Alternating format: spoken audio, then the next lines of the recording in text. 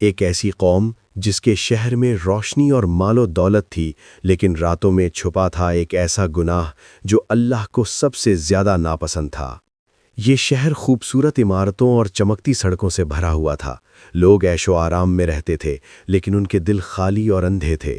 وہ سمجھتے تھے کہ اللہ ان سے ناراض نہیں ہوگا کیونکہ ان کے پاس سب کچھ ہے۔ اللہ نے ان کے پاس ایک نبی بھیجا۔ نبی نے کہا، یہ تمہارا طرز زندگی تمہیں تباہی کی طرف لے جا رہا ہے، یہ گناہ، یہ فحاشی تمہیں نہیں بخشا جائے گا۔ لیکن قوم نے ہنستے ہوئے انکار کیا۔ رات کے اندھیرے میں ان کے شہر پر اللہ کا عذاب نازل ہوا۔ سمندر ابلنے لگا، آگ زمین پر برسنے لگی۔ وہ لوگ جو خود کو مضبوط اور خوش قسمت سمجھتے تھے، وہ سب لمحوں میں غائب ہو گئے۔